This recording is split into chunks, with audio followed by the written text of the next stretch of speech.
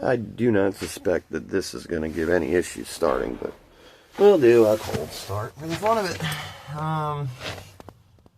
It's like 2,300 hours. This is a Volvo 160 something or other excavator.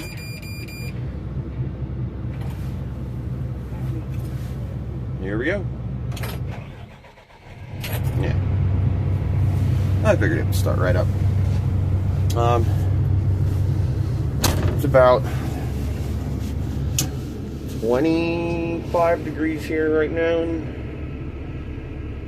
southeast Pennsylvania. I'm trying to do this with one goddamn hand. Yeah, she fired right up. I love excavators.